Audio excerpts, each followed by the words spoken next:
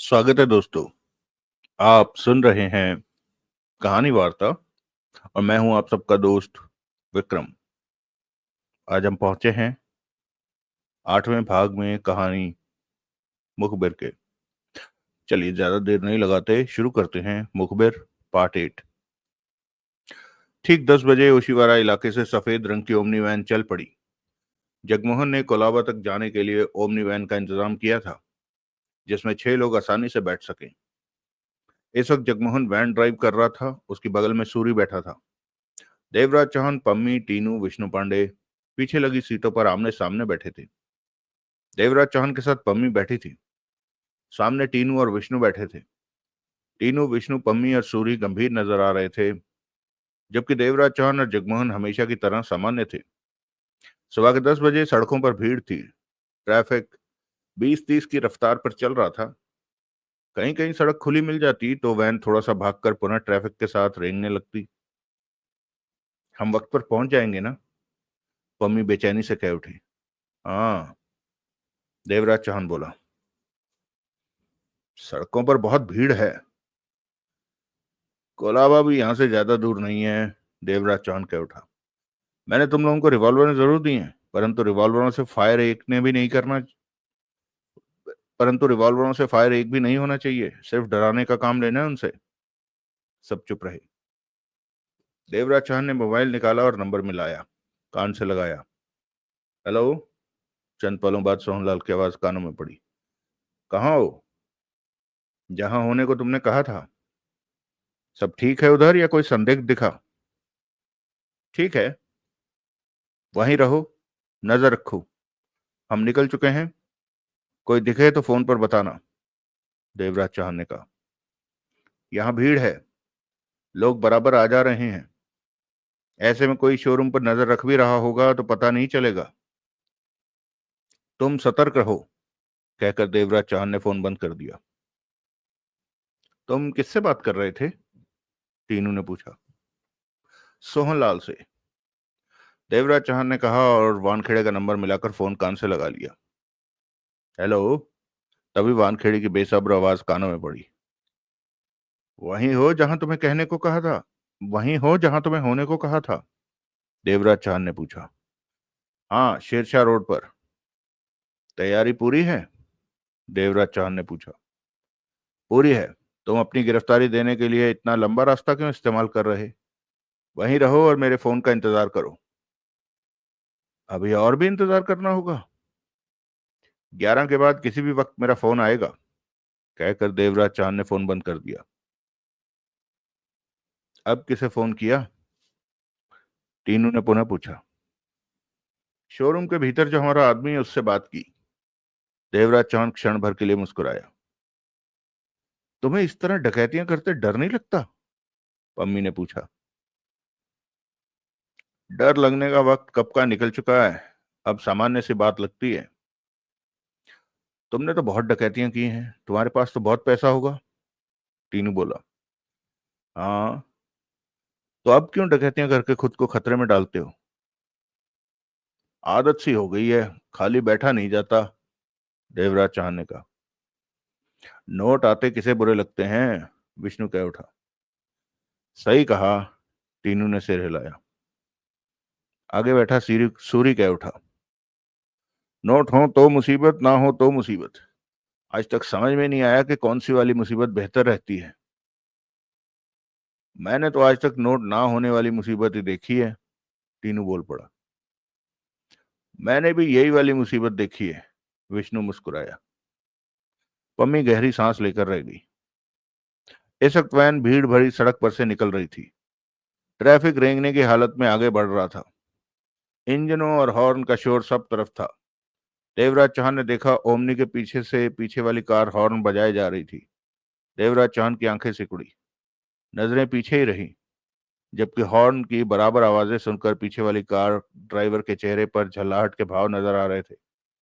इसी तरह ट्रैफिक रेंग रहा था।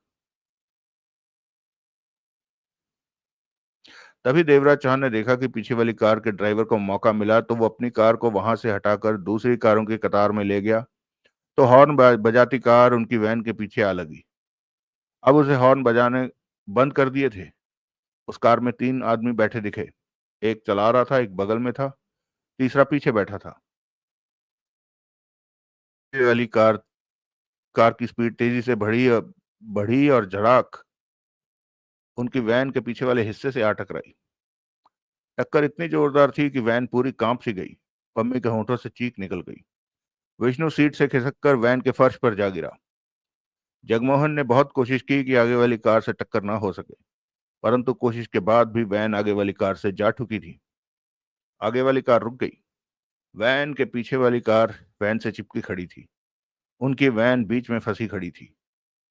एक बार फिर वही नजारा था जो पहले वाली डकैती पर जाते वक्त एक्सीडेंट की वजह से खड़ा हुआ था। सब कुछ वैसा ही। वो अपनी मंजिल पर बढ़ते बढ़ते थम चुके थे। देवराज चौहान के चेहरे पर मुस्कान नाच उठी। उसका प्लान सफल हो गया था। ये क्या? आगे बढ़ा सूरी घबरा कर बोला। फिर एक्सीडेंट? पहले भी ऐसा ही हुआ। आखिर ये सब हमारे साथ इस मौके पर क्यों होता है? ये सब इत्तेफाक है। अब हम क्या करेंगे? अगर हमारी डकैती आज भी रह गई तो फिर कभी मैं डकैती करने का हौसला नहीं कर सकूंगा। विष्णु गुस्से से बोला। मैं देखता हूं पीछे कार में कौन हरामजादा। झगड़ा नहीं करना है, देवराज चौहान ने कहा। हम चोरी की कार इस्तेमाल कर रहे हैं। वैसे भी इस बार घबराने की कोई बात नहीं है। हम वहां बेशक 11 के बदले 1 बजे पहुंचे, हम डकैती कर लेंगे। पक्का? पक्का। देवराज चौहान मुस्कुराया। इस बार हम किसी बस का पीछा नहीं कर रहे, बल्कि हमें अपनी मंजिल का पता है कि हमने कहाँ जाना है। जगमोहन, तुम बाहर जाओ और आगे पीछे वालों से बात करके मामला शांत करो। ठीक है, कहते हुए जगमोहन ने पीछे के देवराज चौहान को देखा। दोनों की नजरें मिली। जगमोहन मुस्कुरा पड़ा, फिर वैन का दरवाजा खोला और बाहर निकल गया। मैं भी इसके साथ जाता हूं, कहकर सूरी भी बाहर निकल गया। विष्णु और टीनू ने भी दरवाजा खोलकर बाहर निकल गए। देवराज चौहान ने भीतर से देखा। आगे पीछे वाली कारों के लोग इकट्ठे होकर मामला सुलझाने के चक्कर में थे। कभी गर्मी गर्मी हो जाती तो कभी आराम से बात होने लगती। देवराज चौहान ने मोबाइल निकाला और नंबर मिलाने लगा। तभी पास बैठी पम्मी हैरान परेशान सी कह उठी। देवराज चौहान, यह इत्तेफाक नहीं हो सकता। हम पहले डकैती करने जा रहे थे तो तब भी हमारी कार को पीछे से किसी ने टक्कर मार दी, और इस बार भी ऐसा हो गया। मुझे मुझे तो लगता है कि ये जानबूझकर किया जा रहा है। तुम्हें सही लगता है? देवराज चौहान ने पम्मी को देखा। क्या? पम्मी के होंठों से निकला। कि दोनों बार जानबूझकर एक्सीडेंट किया गया। तुम्हें पहले एक्सीडेंट का पता था कि वो जानबूझकर? पता था। पम्मी ने हक्की बक्की सी देवराज चौहान को देखा। नेशनल बस की डकैती ठीक उसी तरह से की गई जैसे मैंने प्लानिंग की थी। ऐसा क्यों हुआ? क्यों हुआ? हम में से एक मुखबिर है। वो मेरी योजना और मेरा पसंदीदा शिकार की जगह किसी और को बता रहा है, और कोई मेरा चेहरा लगाकर मेरी योजना पर डकैतियां करता जा रहा है। देवराज चौहान मुस्कुराया। मुखबिर कौन है? पम्मी के होंठों से निकला। कम से कम वो तुम नहीं हो। तुम जानते हो उस इंसान के बारे में जो हमारे बीच रहकर गद्दारी कर रहा है? पहचान चुका हूं उसे। वो पहचान चुका हूं उसे मैं। कौन है वो? वक्त आने पर पता चल जाएगा। देवराज चौहान ने नंबर मिलाकर फोन कान से लगा लिया। पम्मी के चेहरे पर व्याकुलता नाच रही थी। तो ये डकैती भी नहीं होगी? पम्मी कह उठी। ये डकैती तो होनी ही नहीं थी।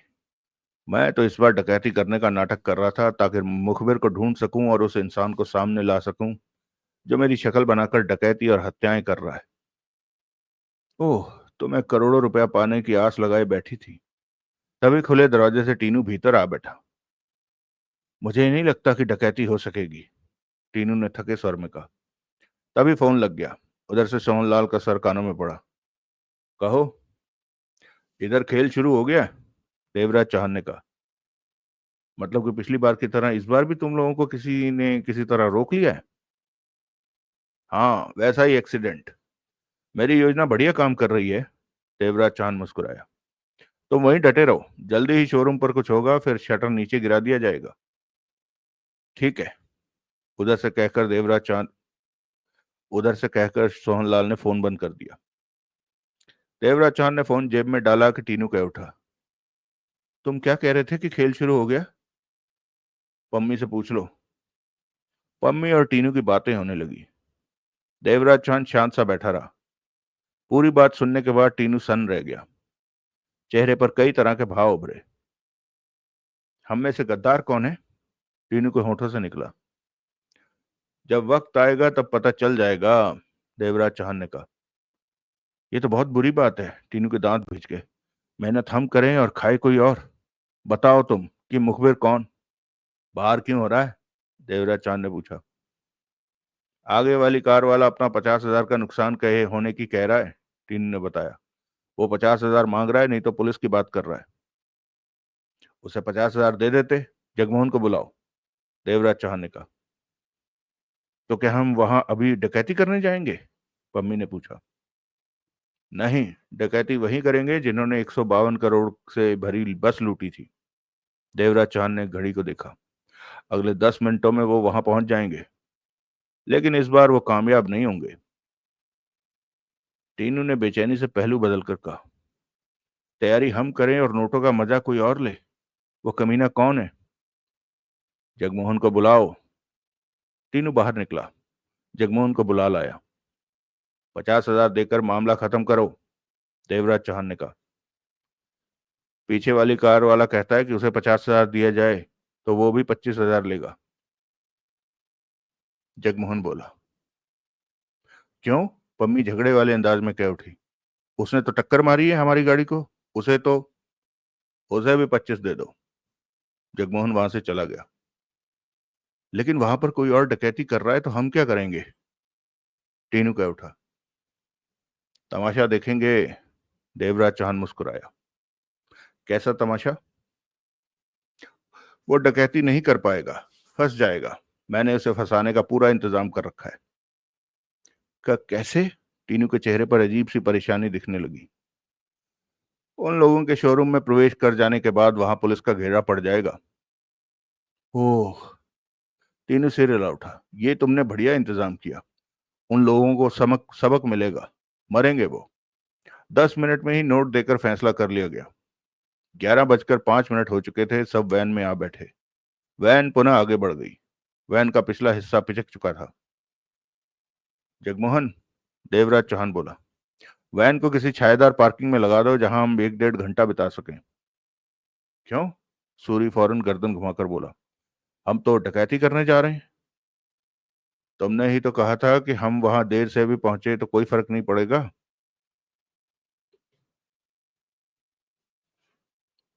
ये क्या हो रहा है? तुमने ही तो कहा था कि हम वहां देरी से भी पहुंचे तो कोई फर्क नहीं पड़ेगा, विष्णु ने कहा। यह बात नहीं है, टीनू परेशान स्वर में बोला। बल्कि मामला कुछ और ही है। हम में से कोई गद्दार है। गद्दार? विष्णु पांडे के होठों से निकला। गद्दार नहीं, उसे मुखबिर कहना ज्यादा ठीक होगा, जगमोहन ने कहा। वो हमारी बातें, योजना, सब कुछ किसी और को बता रहा है। उसके बाद विष्णु और सूरी भी पम्मी और टीनू से असली मामला जान गए। वैन में सख्ते जैसी खामोशी छा गई। ये क्या बात हुई? विष्णु परेशान हो उठा। हम तो डकैती करने जा रहे थे, पर यहाँ तो मामला ही कुछ और चल रहा है। देवराज चौहान ठीक कहता है कि हम में से कोई गद्दारी कर रहा है। जब हम बस में डकैती करने निकले तो हमारी कार का एक्सीडेंट कराकर हमें भीड़ में फंसा दिया गया। इस बार भी ऐसा ही किया गया। पिछली बार भी हमारी योजना पर कोई दूसरा ही डकैती कर गया, वो भी देवराज चौहान का चेहरा लगाकर। और इस बार भी कुछ ऐसा ही हुआ, परंतु हम अब भीड़ में से जल्दी निकल आए, पम्मी ने गंभीर स्वर में कहा। यह बताओ कि यहाँ पर कौन गद्दार है? वैन में सन्नाटा ठहरा। सब एक दूसरे को देखने लगे। देवराज चौहान ने घड़ी में वक्त देखा। समय 11 से ऊपर का हो चुका था। मैं तो गद्दार नहीं हूं, सूर्य कह उठा।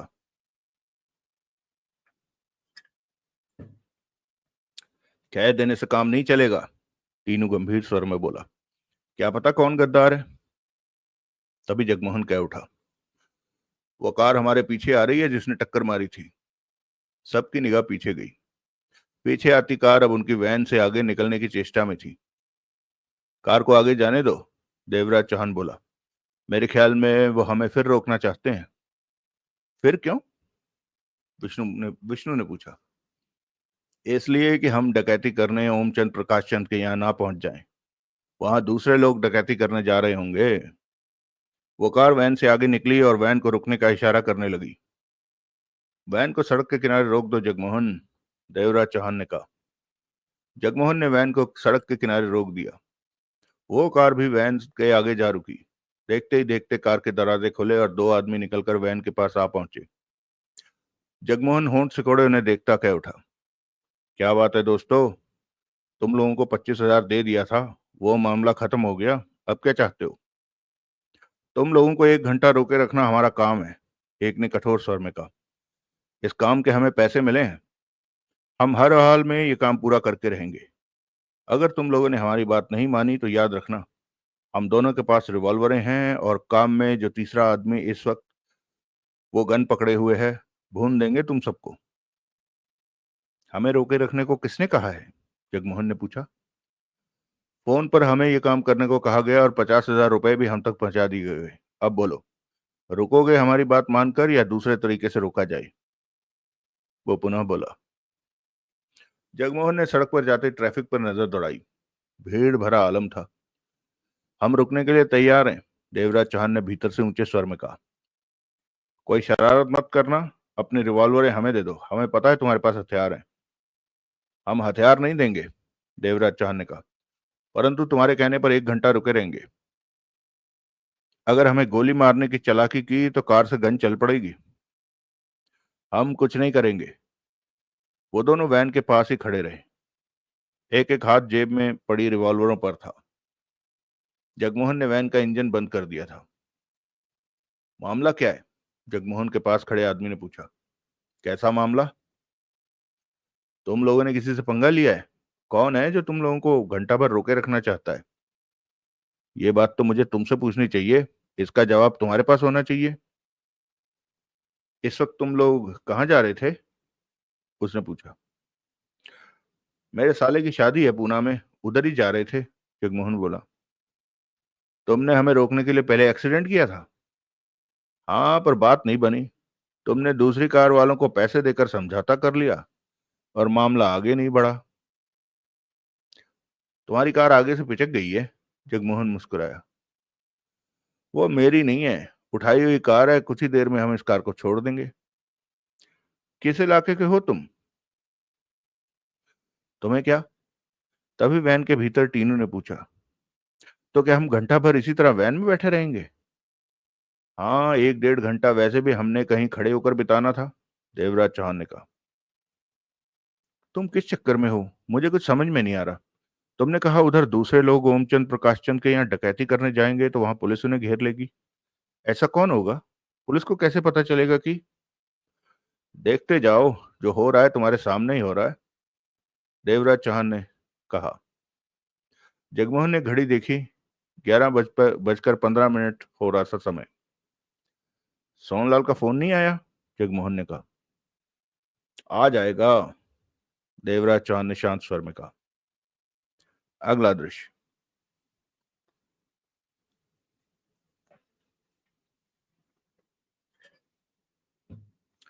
देवराज चौहान का फोन आने के बाद सोनलाल चौकस था। वो शोरूम से कुछ दूर खड़ा मुनासिब ओट में रहकर हर तरफ नजर रख रहा था कि एकाएक उसकी आंखें सिकुड़ी, फिर बुरी तरह चौंका। एक माल ढोने वाला बंद टेम्पो उसके देखते ही देखते शोरूम के पास सामने वाली सड़क पर आकर खड़ा हुआ। सोनलाल का चौंकना उसके ड्राइवर को लेकर था। ड्राइविंग सीट पर जगजीत बैठा था। जगजीत, जो कि फेस मास्क बनाने में एक्सपर्ट था और वीरेंद्र त्यागी का खास साथी था। पलक झपकते ही सोनलाल को सारा मामला समझ आता चला गया। तो ये सारा खेल वीरेंद्र त्यागी का रचा हुआ है। सोनलाल ने शोरूम की तरफ देखा। अभी तक सब ठीक था, परंतु जगजीत की यहां मौजूदगी इस बात का संकेत कर रही थी कि वीरेंद्र त्यागी भी वहां पहुंचने वाला है या आसपास ही है। फौरन ही सोनलाल ने फैसला किया कि अपनी जगह से निकलकर टेम्पो की तरफ था। इसलिए करीब आते सोनलाल नहीं, ये बीच की लाइन कट गई है। फौरन ही सोहनलाल ने फैसला किया और अपनी जगह से निकलकर टेम्पो की तरफ बढ़ा। जगजीत टेम्पो की तरफ था, इसलिए करीब आते सोहनलाल को न देख सका। सोहनलाल ने अपनी जेब में हाथ डालते हुए टेम्पो के दूसरी तरफ का दरवाजा खोला और फुर्ती से भीतर बैठकर दरवाजा बंद कर लिया। इस दौरान जेब से रिवॉल्वर निकालकर हाथ में आ चुकी थी। जगजीत की गर्दन तेजी से घूमी। सोहनलाल को टेम्पो के भीतर आए देखकर जगजीत हड़बड़ा उठा और अगले ही पल उसके चेहरे पर घबराहट दिखाई देने लगी। वो सोहनलाल को देखते कह उठा, तुम? त्यागी कहाँ है? सोहनलाल ने रिवॉल्वर उसकी तरफ किए कठोर स्वर में बोला। जगजीत खामोश सा, नर्वस सा उसे देखता रहा। आज जब मैं घर से निकला तो रिवॉल्वर साथ लेने का मेरा कोई प्रोग्राम नहीं था। मैंने 2 बार रिवॉल्वर उठाई, 2 बार रखी, परंतु तीसरी बार रिवॉल्वर उठाकर जेब में रख ली कि आज कहीं जरूरत ना पड़ जाए। वरना मैं रिवॉल्वर जैसी चीज से दूर ही रहता हूँ। मैंने सोचा नहीं था कि ओमचंद प्रकाश चंद के शोरूम के बाहर तुम मिलोगे मुझे। जगजीत व्याकुल सा दिखने लगा। इस बार काफी देर बाद मुलाकात हो रही है, क्यों? तुमने भी नहीं सोचा होगा कि मेरे से मिलोगे। यही सोचा कि जैसे 152 करोड़ की बस लूटकर गुल हुए, उसी प्रकार आज भी शोरूम में डकैती करके खिसक जाओगे। लेकिन बेटे, ये डकैती आज त्यागी नहीं करने जा रहा, उससे देवराज चौहान करवा रहा है। 152 करोड़ की डकैती में देवराज चौहान इस बात को भांप गया था कि उसके दल का कोई मुखबिर है जो उसकी योजना को बाहर कर रहा है। और ओशीवारा के फ्लैट में छिपा रखे माइक्रोफोन भी देवराज चौहान ने ढूंढ निकाले थे। इसके बाद ही फौरन दूसरी डकैती का इंतजाम किया गया। पहले की तरह ही सारी योजना तुम लोगों तक पहुंची और लग गए इस बार भी लाइन पर। परंतु ये ना जान सके कि देवराज चौहान तुम लोगों की घात लगाए बैठा है। मुझे खबर मिल चुकी है कि इस बार भी पहले की तरह देवराज चौहान और बाकी लोगों को सड़क पर एक्सीडेंट के बहाने रोक लिया गया है कि वो इस ज्वेलरी शोरूम पर ना पहुंचे और त्यागी शोरूम पर हाथ साफ कर जाए। जगजीत के चेहरे पर से कई रंग आ जा रहे थे। तुम दूसरों के चेहरे के हूबहू मास्क बनाते हो, ऐसे कि सब धोखा खा जाएं। त्यागी पहले भी देवराज चौहान का चेहरा बन अपना कर देवराज चौहान को मुसीबत में डालने के लिए कई कांड कर चुका है। और इस बार वीरेंद्र त्यागी ने 5 हत्याएं देवराज चौहान के नाम पर लिख दी। अगर तुम देवराज चौहान के चेहरे का मास्क ना बनाते तो ये सब नहीं कर सकता था वो। त्यागी दुश्मनी रखता है देवराज चौहान से और बार बार उसे कानून की नजरों में गिराने का काम करता है। पर अब यह और नहीं चलेगा। मैं तुम्हें शूट कर दूंगा कि तुम त्यागी को देवराज चौहान के चेहरे का मास्क ना बनाकर दे सको। जगजीत ने सूखे होंठों पर जीभ फेरी। बहुत खास है तू त्यागी का, सोहनलाल ने जहरीले स्वर में कहा। पर अब तू मरेगा। जगजीत ने गहरी सांस लेकर सोहनलाल को देखा। 152 करोड़ की डकैती का पैसा कहाँ रखा है? सोहनलाल ने पूछा। मैं नहीं जानता। क्या नहीं जानता? सोहनलाल के दांत भिज गए। डकैती नहीं जानता या रखा पैसा नहीं जानता? पैसा नहीं जानता। त्यागी और तू खास हैं दोनों। तेरे को जरूर पता नहीं पता। ये बात के लिए रख लेते हैं, फुर्सत में करेंगे। तो अब त्यागी शोरूम पर पहुंचने वाला है डकैती के लिए? हाँ। तो इधर क्या कर रहा है? जब जगजीत ने फीके स्वर में कहा, वो शोरूम पर काबू पा लेंगे, शटर गिरा देंगे, तो मैं टेम्पो के साथ बंद शटर के बाहर पहुंच जाऊंगा। सब वही प्लान है जो देवराज चौहान ने बनाया। तो इस टेम्पो में 150 करोड़ की दौलत लेकर खिसक जाने का प्रोग्राम था। सोहनलाल ने हाथ आगे किया और रिवॉल्वर की नाल जगजीत की कमर से लगा दी। त्यागी ऐसा क्यों कर रहा है? जगजीत ने होंठ भींच लिए। बता। सोहनलाल गुर्राया। देवराज चौहान को बुरी तरह कानून की निगाहों में फंसाने के लिए। साथ ही नोट इकट्ठे हो रहे हैं उसके पास। उसे बैठे बिठाए डकैती की योजना और डकैती की जगह का पता चल रहा है, तो वो फायदा क्यों ना उठाए? जगजीत ने पहलू बदला। त्यागी चाहता है कि देवराज चौहान कानून के हाथों में ऐसा फंसे कि कानून ही उसे मार दे। अगर पकड़ ले तो सारी उम्र जेल में ही बंद रहे। वो देवराज चौहान के लिए मन में बुरे विचार रखता है। ये बात तो इतनी शराफत से क्यों बता रहा है? सोहनलाल ने व्यंग से कहा। मैं फेस मास्क बनाने का काम करता हूँ, लड़ाई झगड़े से मुझे कोई मतलब नहीं। जगजीत ने कहा। ये वीरेंद्र त्यागी और देवराज चौहान के खिलाफ काम कर रहा है तू। तुम त्यागी को नहीं जानते सोहनलाल, वो बहुत खतरनाक है। जब वो मुझे कहता है कि मैं देवराज चौहान का फेस मास्क तैयार करूं तो मैं इनकार नहीं कर पाता। वो है ही ऐसा। जगजीत ने पुनः सूखे होंठों पर जीभ फेरी। मैं इन बातों में दखल नहीं देता, परंतु त्यागी ने कहा है कि मैं ये टेम्पू लेकर शोरूम का शटर गिराने के बाद शटर के बाहर पहुंच जाऊं तो मुझे यहां आना पड़ा। पहली बार भी मुझे उसकी बात माननी पड़ी थी।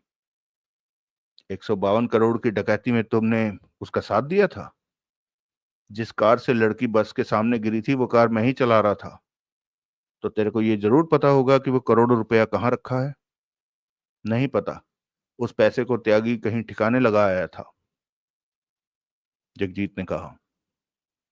तेरे को कुछ नहीं दिया उसने? दिया। 15 करोड़ दिया। 3-3 करोड़ उन चारों को दिया जो डकैती में उसके साथ थे। और हमारे बीच उस मुखबिर को कितना दिया? सोहनलाल के दांत भिज गए। 25 करोड़। जगजीत ने गहरी सांस ली। कौन है वो? जगजीत चुप हो गया। बोल। सोहनलाल ने गुर्रा कर रिवॉल्वर की नाल का दबाव बढ़ाया। टीनू। जगजीत के होंठों से निकला। हराम ज्यादा। सोहनलाल गुर्रा उठा। टीनू तुम लोगों तक पहुंचा कैसे? वो मुझे और त्यागी को पहले से ही जानता है। 152 करोड़ की खबर लेकर वो मेरे पास ही पहले आया था। तब त्यागी मुंबई में था। मैंने उसे बुला लिया और आगे की योजना त्यागी की रही। उसके बाद टीनू तुम्हारे द्वारा देवराज चांद से मिला और इस तरह ये काम शुरू हो गया। जगजीत ने गंभीर स्वर में कहा। तो ये है सारा मामला। जगजीत खामोश रहा। सब कुछ तूने बताया, परंतु नोटों के बारे में नहीं बताया। नोटों को ठिकाने लगाने के बाद ही वो मेरे पास आया था। जगजीत बोला। मैं तेरे को जरूर शूट करूंगा कि ऐसी मुसीबत फिर कभी देवराज चांद के सिर पर ना आए। मेरा कोई कसूर नहीं। मुझे त्यागी की बात माननी पड़ती है। मुझे मारकर क्या मिलेगा? इस तरह देवराज चौहान खतरों से सुरक्षित हो जाएगा। सोहनलाल ने कठोर स्वर में कहा। मुझे मत मारो। जो कहना करना है त्यागी से कहो, उसे मारो। मैं तो। ओह, शटर गिर रहा है शोरूम का। जगजीत उधर देखता कह उठा और उसके चेहरे पर ढेर सारी व्याकुलता नाच उठी। सोहनलाल ने भी पल भर के लिए उधर देखा। लंबा चौड़ा शटर धीरे धीरे नीचे गिरता जा रहा था। सोहनलाल और जगजीत की आंखें मिली। अब देवराज चौहान क्या करेगा? उसने क्या करना है? सोहनलाल कड़वे भाव में हंसा। तुमको पता है कि त्यागी वहां डकैती कर रहा है। सारा जाल तो देवराज चौहान ने ही बिछाया हुआ है। ऐसे में वो चुप नहीं बैठेगा। डकैती होने का पता लगते ही वो जरूर कुछ करेगा। देव जगजीत बेहद नर्वस दिखने लगा था। जगजीत बेहद बेहद नर्वस दिखने लगा था। तेरे को परेशानी हो रही है क्या? मुझे मुझे क्यों परेशानी? त्यागी तेरा यार है। सोहनलाल ने रिवॉल्वर की नाल का दबाव बढ़ाते हुए कहा। कोई चालाकी मत करना वरना वक्त से पहले मरेगा। मैं कुछ नहीं कर रहा। मुझे लड़ाई झगड़ा नहीं आता। यहाँ तक कि मेरे पास रिवॉल्वर भी नहीं है। सोहनलाल ने सावधानी से फोन निकाला और देवराज चौहान का नंबर मिलाकर फोन कान से लगा लिया। बेल होते ही देवराज चौहान की आवाज कानों में पड़ी। हेलो। शोरूम का शटर बंद हो गया। सोहनलाल जगजीत के प्रति बेहद सतर्क था। ये अच्छी खबर है। मेरी योजना पूरी तरह काम कर गई। अब वो। एक और अच्छी खबर सुनो। सोहनलाल गंभीर था। जगजीत इस वक्त टेम्पो की ड्राइविंग सीट पर मेरी रिवॉल्वर के साय में बैठा। जगजीत। फेस मास्क बनाने में एक्सपर्ट जो वीरेंद्र त्यागी का साथी। उधर से देवराज चांद चौंक कर बोला। हाँ, जगजीत और त्यागी मिलकर ही हमसे खेल खेल रहे हैं। जैसा कि वीरेंद्र त्यागी पहले भी इस तरह की हरकत कर चुका है। इस बार तुम्हारे चेहरे वाला मास्क लगाकर उसने डकैती और हत्या की। अब दूसरी डकैती की तैयारी में जगजीत सब बता चुका है। तो ये त्यागी का खेल है? देवराज चांद के आने वाले स्वर में कठोरता भर आई। जगजीत ने मुखबिर के बारे में बताया है। वो कमीना टीनू है। मुझे भी वही लग रहा था। अब त्यागी का क्या करें? हम अपने प्लान पर काम करेंगे। मैंने एक बार भी नहीं सोचा कि वो वीरेंद्र त्यागी हो सकता है। हरामजादा कुत्ते की जात है। उससे हम ही निपट लेते तो ठीक रहता। वानखेड़े को निपटने दो उससे। जगजीत का क्या करूं? अभी तो इसे तब तक काबू में रखो जब तक कि हमारा सारा काम निपट नहीं जाता। उसके बाद ही गोली मारना ठीक रहेगा। सोहनलाल दांत भींच कर बोला। नहीं, जगजीत को मारना ठीक नहीं होगा। वो त्यागी का साथी जरूर है, परंतु करता धरता त्यागी है। टीनू को 25 करोड़ दिए हैं त्यागी ने। ये मामला मैं देख लूंगा, तुम जगजीत का ख्याल रखो। वो आजाद हो गया तो शोरूम में मौजूद त्यागी को सब बता देगा कि बाहर क्या हो रहा है। ऐसे में त्यागी परेशानी खड़ी कर देगा। देवराज चौहान की गंभीर आवाज सोहनलाल के कानों में पड़ी। जगजीत को मैं अपने पास से हिलने भी नहीं दूंगा, कहकर सोहनलाल ने फोन बंद करके जेब में रखा। जगजीत का रंग उड़ा हुआ था। बोला, मुझे मारने के बारे में देवराज चौहान ने क्या कहा? जान खुश्क हो रही है ना? सोहनलाल ने दांत पीसे। पर तू खुशकिस्मत है, उसने कहा तेरे को मारना नहीं है। जगजीत ने चैन की सांस ली। पर इसका यह मतलब भी नहीं कि मैं तुम्हें गोली नहीं मारूंगा। जरा सी भी शरारत की तो तुम गए। मैं कुछ नहीं करूंगा। सोहनलाल का चेहरा कठोर हुआ पड़ा था। तुम लोग त्यागी के साथ क्या करने वाले हो? जगजीत ने पूछा। देख लेना। सोहनलाल ने शोरूम के बंद शटर की तरफ नजर मारी। यहां से सब दिखता रहेगा। अगला दृश्य।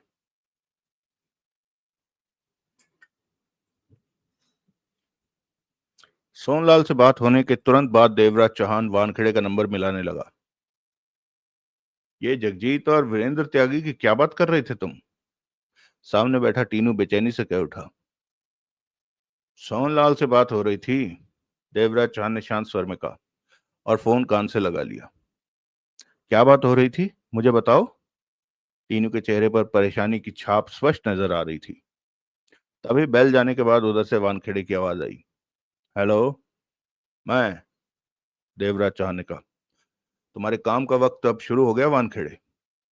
क्या मतलब? मेरी बात ध्यान से सुनो। कोलाबा में ओमचंद प्रकाशचंद नाम के ज्वेलर्स का शोरूम है। वो। जानता हूं। उधर से वानखेड़े की आवाज कानों में पड़ी। मैंने इस वक्त अपने साथियों के साथ उसी ज्वेलर्स शोरूम में डकैती के लिए प्रवेश कर लिया है और शटर भी गिरा दिया है। भीतर इस वक्त कैश और हीरे जवाहरात मिलाकर 150 करोड़ की दौलत मौजूद है। उस सारी दौलत को लेकर मैं आधे घंटे तक वहां से निकल जाऊंगा। ये तुम्हारे लिए सुनहरी मौका है मुझे पकड़ने का। देवराज चौहान ने कहा। अब तुम बच नहीं सकोगे देवराज चौहान, उधर से वानखेड़े ने कठोर स्वर में कहा। मैं खुद को पुलिस के हवाले करना चाहता हूं, परंतु ये बात मेरे साथी नहीं जानते। ऐसे में तुम्हें पूरा दम लगाना पड़ेगा मुझे गिरफ्तार करने के लिए। ये मत सोचना कि मैं खुद ही तुम्हारे पास आ जाऊंगा। तुम बस एक बार मुझे दिख जाओ, उसके बाद होश में रहकर काम करना वानखेड़े। देवराज चौहान ने गंभीर स्वर में कहा। शोरूम में 30-35 कर्मचारी हैं। अगर मेरे साथियों को पता लग गया कि बाहर पुलिस का घेरा है तो वो शोरूम के कर्मचारियों को बंधक बना लेंगे। ऐसा हुआ तो बहुत ज्यादा मुश्किलें खड़ी हो जाएंगी। तब शायद तुम मुझे भी पकड़ ना सको। तुम? वानखेड़े ने उधर से बेहद सख्त स्वर में कहा। मेरे से कोई चाल चल रहे हो?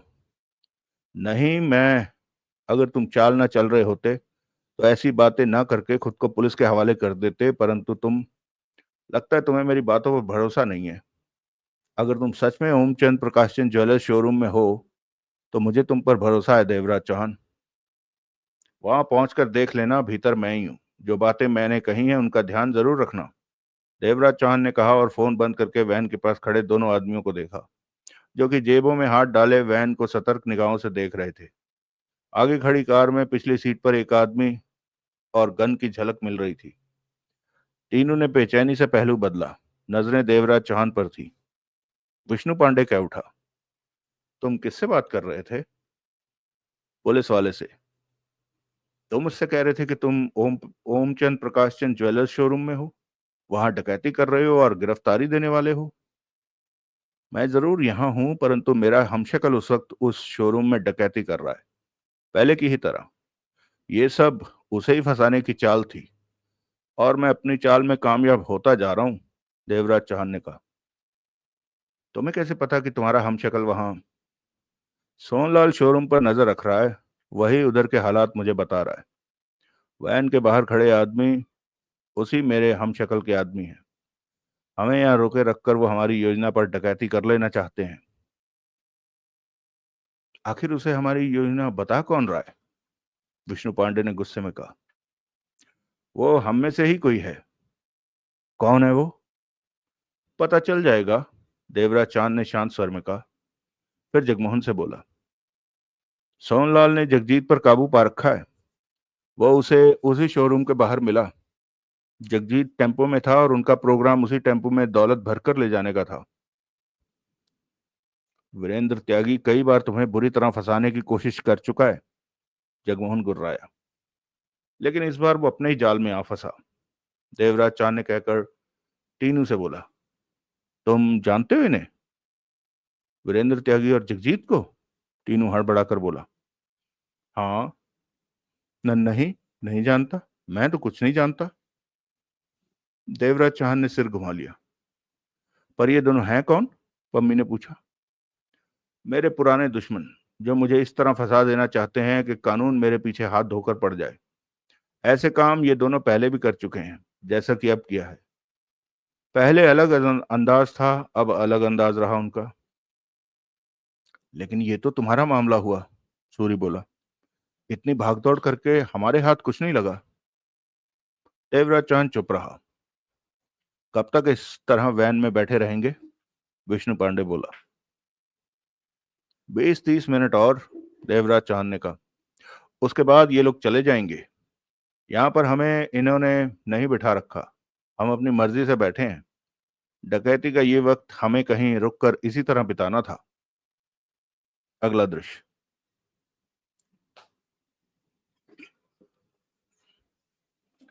11:50 हो रहे थे। ओमचंद प्रकाशचंद ज्वेलर्स के शोरूम के बाहर शटर गिरे 35 मिनट बीत चुके थे। सब कुछ सामान्य लग रहा था। चंद कस्टमर वहां अवश्य पहुंचे, परंतु शटर गिरा देखकर वापस चले गए थे। आसपास के अन्य शोरूम वालों ने इस बात को सामान्य तौर पर लिया था कि ओमचंद प्रकाशचंद के शोरूम का शटर गिरा दिया गया है, जबकि थोड़ी देर पहले ही शोरूम खोला गया था। कुल मिलाकर सब कुछ ठीक लग रहा था। वहां से 100 कदम दूर सोहनलाल और जगजीत टेम्पो में बैठे थे, इधर नजर रखे हुए थे। सोहनलाल ने सोहनलाल के हाथ में दबी रिवॉल्वर ने सोहनलाल के हाथ में दबी रिवॉल्वर की नाल जगजीत की कमर के साथ सटी हुई थी। वो दोनों ये बात भांप चुके थे कि अचानक ही वहां चोरी छिपे, सावधानी से हथियारबंद पुलिस वाले पहुंचना शुरू हो गए थे और जो भी ओट मिलती वो उसकी ओट लेते जा रहे थे। वो इस तरह छिप रहे थे कि शोरूम के भीतर से ऊपरी मंजिल से उन्हें कोई देख न सके। पुलिस का घेरा पड़ते देखकर जगजीत व्याकुल होता दिख रहा था। तू क्यों पीला पड़ रहा है? सोहनलाल बोला। मैं क्यों पीला पड़ूंगा? जगजीत ने सूखे होंठों पर जीभ फेरी। पुलिस का घेरा पड़ता देखकर तेरी जान निकल रही है शायद। नहीं, ऐसी तो कोई बात नहीं है। पर मुझे तो ऐसा ही लग रहा है, सोहनलाल बोला। जानता है पुलिस दल को कौन संभाल रहा है? कौन? इंस्पेक्टर पवन कुमार वानखेड़े। तू अच्छी तरह जानता है उसे। एक बार त्यागी वानखेड़े के हाथों से बच निकला था। जगजीत ने कुछ नहीं कहा। जानता है ना वानखेड़े को? अच्छी तरह। जगजीत ने गहरी सांस ली। वानखेड़े त्यागी का काम कर देगा, सोहनलाल ने विश्वास भरे स्वर में कहा। त्यागी बचेगा नहीं। जगजीत शांत भाव से टेम्पो की खिड़की के बाहर देखने लगा। तकलीफ हो रही है सुनकर? मैं खुद त्यागी से तंग हूं। जगजीत ने सोहनलाल को देखा। उसकी वजह से मैं कई बार परेशानी में पड़ चुका हूं। चिंता मत कर, आज तू त्यागी से पूरी तरह आजाद हो जाएगा। वानखेड़े अभी तक यही समझ रहा है कि वह देवराज चौहान पर हाथ डालने जा रहा है, इसलिए पूरी तैयारी करके आया है। त्यागी का बुरा वक्त शुरू हो चुका है। 12:10 पर जगजीत का फोन बजने लगा। जगजीत ने जल्दी से जेब से मोबाइल निकाला और स्क्रीन पर नंबर देखकर कह उठा, त्यागी का फोन है। वो शायद भीतर से बाहर आने वाला है।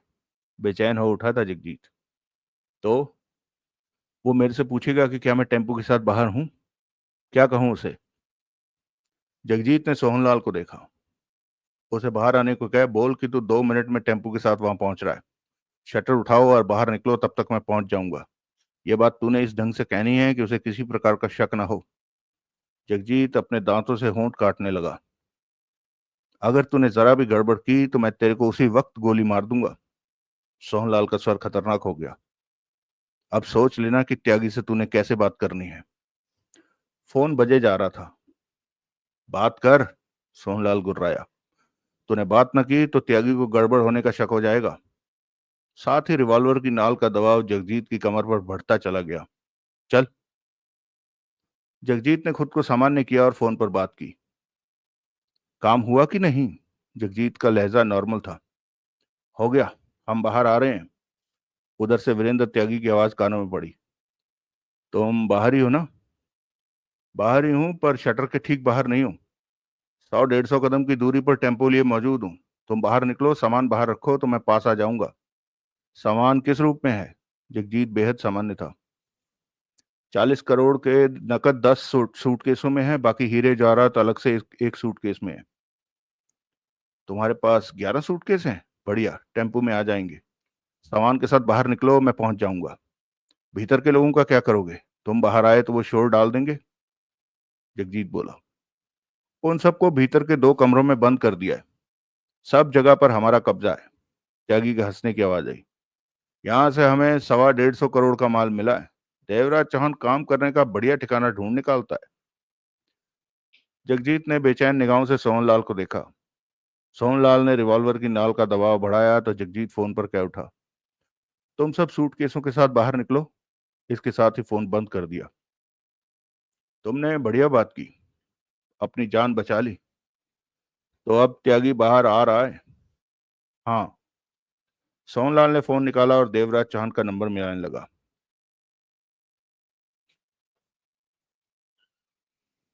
दोस्तों, अभी भी इस कहानी के काफी पन्ने बचे हुए हैं, तो मैं सोच रहा हूं कि इसे अब अगले भाग में कंक्लूड किया जाए। लेकिन चिंता मत करिए, मैं बहुत जल्द उसे आपके सामने पेश कर दूंगा, जैसे इसे किया है। आपके सामने है ना। आज शनिवार को ये कहानी खत्म है, बस ये समझ लीजिए। तो अच्छा, एक बात। जब सोहनलाल उसके जगजीत के सामने गया ना, तो मुझे लगा एक बारी कि लो जी, गई भैंस पानी में। ये पहले ही बिना प्लानिंग के, यानी देवराज चौहान की प्लानिंग नहीं थी, है ना। वो तो प्लान थी कि ये तो भाई निगाह रखेगा सिर्फ। लेकिन ये भाई भावनाओं में इतना ज्यादा आगे बढ़ गया कि इसने जाकर जगजीत पर हाथ डाल दिया। तो मुझे एक बारी लगा कि यार ये तो प्लान फेल कर दिया इसने। लेकिन तब तक वो लोग अंदर जा चुके थे। त्यागी को नहीं संभाल सकता सोनलाल। त्यागी को तो शायद जगमोहन भी ना संभाल पाए। हरामी किस्म का बंदा है वो। खैर, जो भी है, कहानी अच्छी है, फास्ट हो गई है। अब देखते हैं। हम्म, देवराज चौहान को कैसे पता चला होगा कि वो टीनू ही है, जो उसने कहा कि मुझे भी लगा। हम्म, टीनू, एक सीधा साधा चोर। किस बात से देवराज चौहान को ये आइडिया हुआ कि टीनू है? आप लोगों को कोई आइडिया है कि देवराज चौहान को कैसे शक हुआ कि टीनू ही है वो मुखबिर? मुझे तो अभी तक कोई क्लू समझ में नहीं आया। इतनी सी बात हो सकती है क्योंकि वो शुरू में आया उनके पास, और वो तो देवराज चौहान की अपनी गलती में गिना जाएगा, क्योंकि देवराज चौहान ने उसे ठोक बजाकर देख लिया था। उसे उसका टेस्ट लिया, उसे कहा कि वहां से पैसे चेक करके आया, वो गया भी। इतनी मुश्किल से नोट चेक करके आया, फिर क्या दिक्कत है? और कौन सी बात? सिर्फ उसके हाव भाव? हो सकता है। ये तो मतलब अगर ऐसा है तो फिर तो देवराज चौहान में एक साइकेट्रिस्ट की भी, you know body language reader की भी खूबियां हैं, तो मानना पड़ेगा। चलो ठीक है, हम इसे यहीं रोकते हैं और अगले भाग में मिलते हैं। ठीक है, चलिए। अगले भाग में इस कहानी का अंत होने जा रहा है। उम्मीद है आप लोग, उम्मीद नहीं, भगवान से प्रार्थना है कि आप लोग सुखी रहें, स्वस्थ रहें, खुश रहें। और तब तक हम अगले भाग की तैयारी करते हैं। अपने दोस्त विक्रम के साथ कहानी वार्ता को सुनते रहें। जय हिंद, वंदे मातरम।